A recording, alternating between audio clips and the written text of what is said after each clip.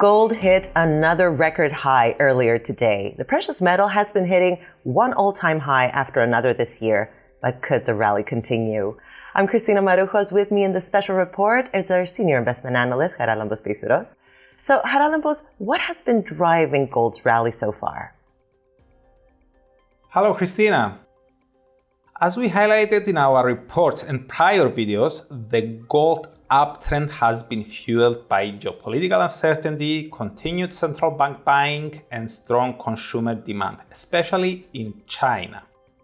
But also by expectations of lower borrowing costs, meaning lower interest rates, at least in most developed nations. Now, Fed rate cut bets especially have been the main driver lately.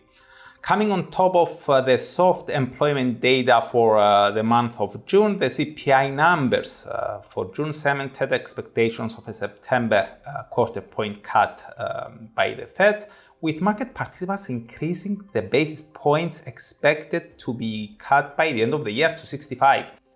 Now, this translates into an around 60% chance for a third 25 basis points reduction before the turn of the year. Now, following the data, Fed officials themselves, among them was Fed Chair Powell, said that the data are bolstering their confidence that price pressures are on a sustainable path to remain low. So expectations of lower interest rates sooner rather than later reduce the opportunity cost for holding the zero-yielding precious metal, which is, it seems that it is taking it into uncharted territory. And now, Haralambos, looking ahead, do you think the precious metal is in for a correction, or could we see it hit new all-time highs? I think that both could happen, but in different time frames.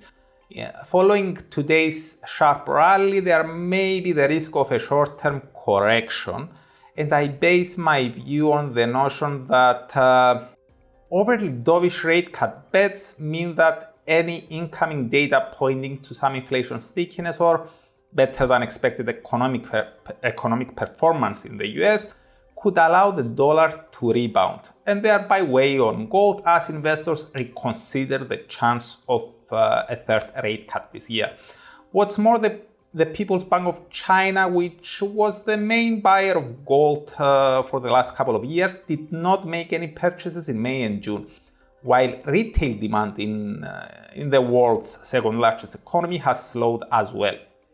What could also weigh on the precious metal in the short term may be more progress in the Israel-Hamas ceasefire talks. Now, having said all that though, any potential correction may prove limited and short-lived. 2 rate cuts instead of 3 may not be much of a concern for gold investors, as their horizons are likely longer than those of forex traders. So the fact that the Fed is seen beginning an easing cycle soon may be more than enough. What's more, the People's Bank of China may reaccelerate its purchases over the next few months, leading up to the US elections in November, as a Trump victory carries the risk of worsening US-China relations. Thus, Chinese policymakers may continue eliminating their dollar dependency to minimize the economic damage in case the US decides to weaponize its own currency. Haralambos, thanks so much. Make sure to like and subscribe to stay up to date with all market updates here at xm.com. This was a special report. Thanks for watching.